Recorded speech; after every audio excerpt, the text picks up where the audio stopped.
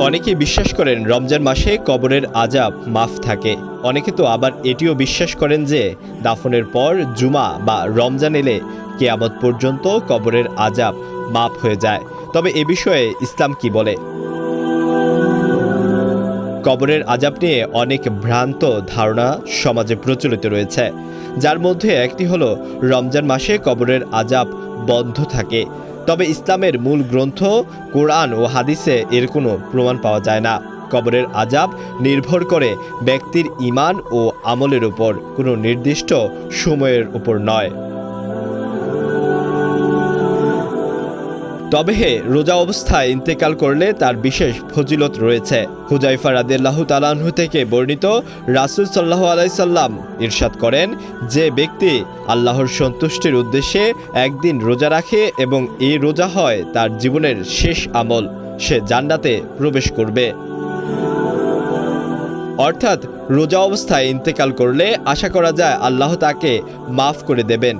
কিন্তু রমজান মাসে কবরের আযাব মাফ এমন কোনো কথা পাওয়া যায় না। একটি হাদিস থেকে সম্ভবত মানুষের মাঝে এই ভুল ধারণার সৃষ্টি হয়েছে। হাদিস শরীফে এসেছে, যখন রমজানের প্রথম রাতের আগমন ঘটে তখন দুষ্ট জিন এবং শয়তানদের শৃঙ্খলাবদ্ধ করা হয়। জাহান্নামের দরজাসমূহ বন্ধ করে দেওয়া হয়, একটি দরজাও খোলা হয় না। জান্নাতের দরজাগুলো খুলে দেওয়া হয় এবং একটি দরজাও বন্ধ করা হয় না। একজন ঘোষক ঘোষণা করতে থাকে, হে কল্যাণের প্রত্যাশী, আরও অগ্রসর হও, হে অকল্যাণের যাত্রী, ক্ষান্ত হও।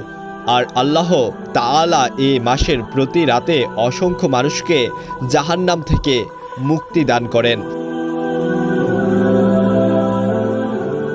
জাহান্নামের দরজাসমূহ বন্ধ করে দেওয়া হয়। হাদিসের এই বর্ণনা থেকে হয়তো অনেক মানুষের মাঝে এই ধারণা সৃষ্টি হয়েছে যে তাহলে রমজানে কবরের আযাবও বন্ধ থাকে।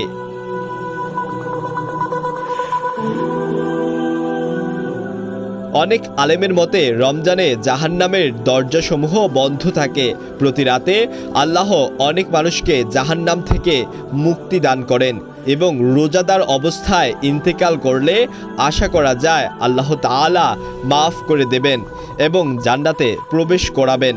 এগুলো সহিহ হাদিসের মাধ্যমে প্রমাণিত। কিন্তু রমজানে কবরের আযাব বন্ধ থাকে এমন কোনো কথা পাওয়া যায় না। আলওয়ান খান, ঢাকা প্রকাশ।